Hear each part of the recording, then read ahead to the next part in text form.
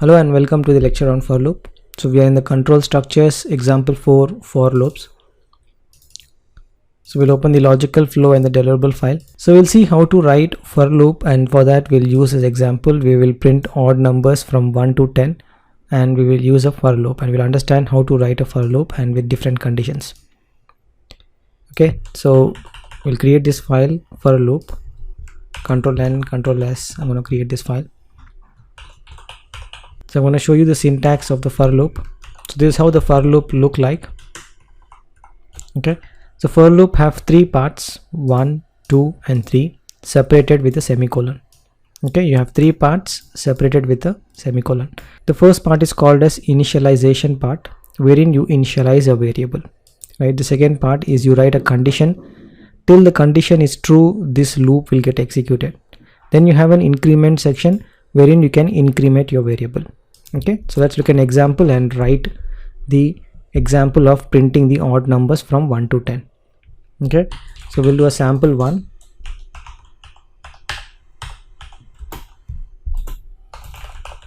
So this is a recommended way. Then we'll play around with the for condition to see what happens if you try to put some different conditions in the for loop.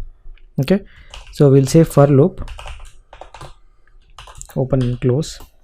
Okay, the first section is initialization. So we'll say $value is equal to 1. So it's initialized only one time, means it is similar to as how you define it outside. Okay, you define it outside, but you don't have to do that for condition. You can actually define it here. The second one, so the second condition is basically the condition, right? So you are saying till what condition this loop has to be executed. So you're saying less than equal to 10. So you're saying, so till this condition is true, this loop will be executed. Okay, once it is false, this for loop will break and come out of it. So whenever the value is less than 10, it will execute the code. Okay, now the value is 1, so it will execute the code, and we can increment the value now. Okay, so that we get a loop of 10, and we can increment. So once you say plus plus, so this increment will happen every time the for loop start executing from starting. Okay, and we're gonna see this. So we're gonna say result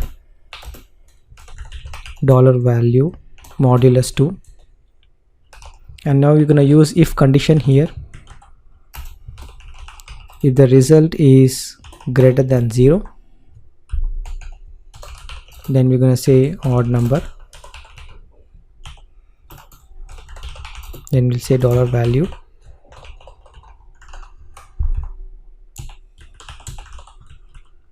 Okay, so how this get executed? So first is the initialization. So here we are initializing a variable, then we are doing some condition, and this condition has to be true.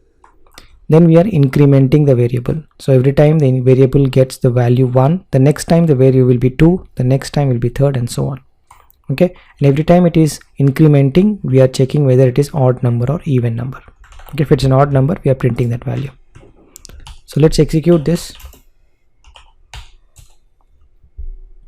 So you can say 1, 3, 5, 7, 9.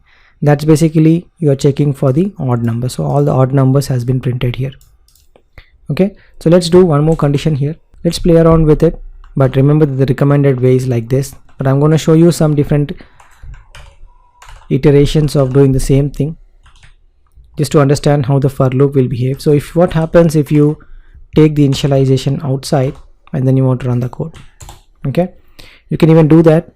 No problem in not specifying it. You can even do it outside. Okay, so I'll call it sample 2. Let's do a sample 3.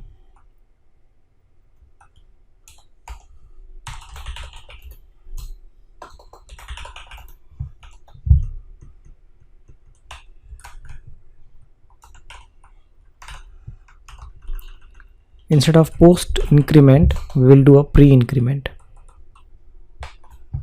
Okay, when you do a pre increment, you have to make it start from 0. So the first thing that execute is the pre increment, and then the value will become 1. Okay, you can play around with it. I'm just giving you different examples of how it has been used. Let's do a sample 4. And let's say if you take out all the conditions from the for loop, what will happen? if I take this out and I'm gonna put this somewhere in the last, and I'm gonna say 1,